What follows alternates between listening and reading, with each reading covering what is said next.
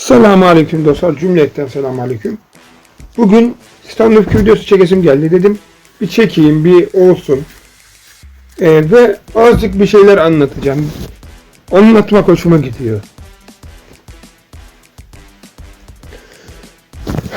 Bundan arkadaşlar birkaç gün önce bir gün önce mi 2 gün önce mi bir tane yoruma denk geldim. Bir tane kardeşimiz yazmış. Abi işte günde 4 video yap. O da nasıl işte toplam 4 video olsun demiş. O da nasıl bir mantık dostlar? Gün içinde 2 tane uzun video, 2 tane kısa video olsun mantığı. 4 video toplamda, bakın. Toplamda 4 video. Şimdi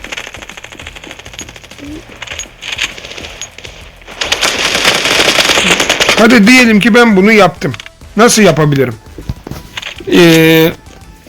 Bunu kısarak söylemiyorum. Mantık kurarak söylüyorum. Bunu yapabilmek öyle her baba yiğidin harcı, kolay bir hareket değil. Hani kimse günde 2 video atmıyor bu arada dostlar, hani öyle bir şey yok. Sadece gündem kanalları falan yapıyor. Benim gibi oyun kanalı, vlog kanalı, bilmem ne vırt kanalı, zırt kanalı bunu yapmaz.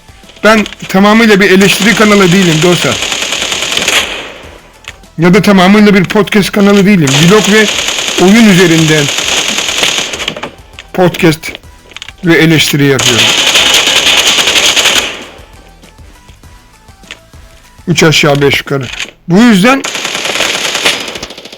onlar gibi olamam. Hani günde 2 video yapayım. Onlar bir de adamların parası var oğlum. Dava yiyince hallediyorlar. Ben dava yiyince halledemem de. Durum ondan ibarete geliyor. Yani keşke olsa, bakın keşke olsa. Keşke halledebilecek durumum olsa. Siyasi bir eleştiri yapamıyorsun zaten. Direkt tak yedirtiyorlar para cezasını. Para cezası da değil. Direkt hayatına kayıyorlar, hayatına.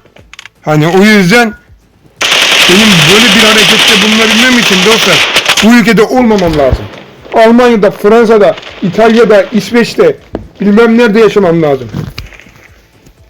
Ve bir ülkenin bile beni eleştirdim diye Türkiye'ye vermemesi lazım. Bakın. En ufacık bir şekilde vermemesi lazım. Onlar gibi içerik üretebilmem lazım ki ben günde 2-3 bazen belki 4 video çıkartabileyim.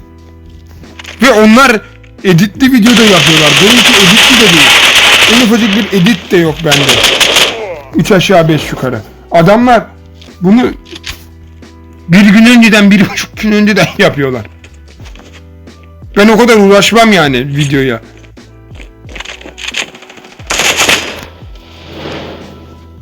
En ufacık uğraşmam yani videoya. Niye uğraşayım ki? Kim uğraşmış yani? Ben oynar, videomu çeker giderim. Hadi diyelim ki hani yaptık. Tutar mı? Tutar ama çok zor. Kimse mesela diyelim ki 10 dakikalık video yaptım.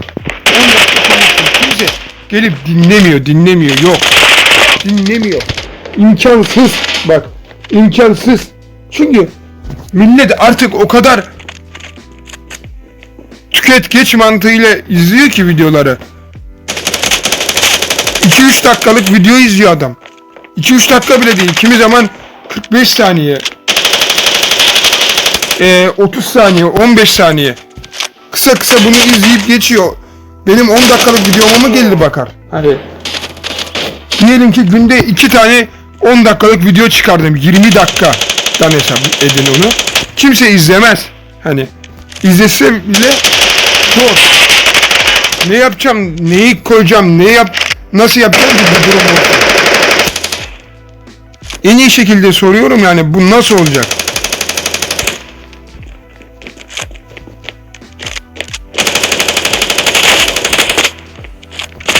Öldürebilir miyim? Yani bu çok zor bir durum. Onlar için bile zor bir durum dostlar. Adam günde bir video çıkartıyor. Bir videoyu zor çıkartıyor zaten. 2 videoyu nasıl çıkarsın? Bir de benim gibi pimpirikli bir adamsa iyice zor. Mesela. Ne gibi benim pimpirikliğim var dostlar? Örnek vereyim. Videoda en ufacık bir seviye bulamadım. Bunu bulana kadar 50 kere videoyu baştan çekerim. Ya da ne bileyim öksürmüşümdür. Video olmamıştır. Bir daha çekerim. Pimpirikli adamımdır ben. Yani o zor. Günde 2 video çok zor. Günde ben 2 video yerine 30 tane deniyorum dostlar. 1 saat içerisinde 30 tane video deniyorum. Diyelim ki 2 video için 30 tane denedim. 60 deneme yapar bu. 60 denemede alın size kaç saat? Hani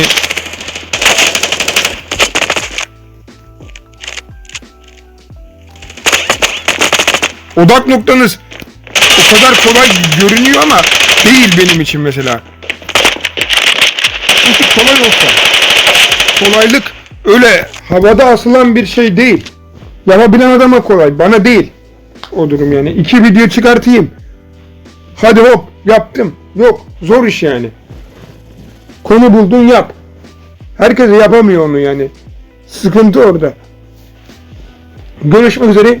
Bay bayın. Allah'a emanet olun. Sizi seviyorum.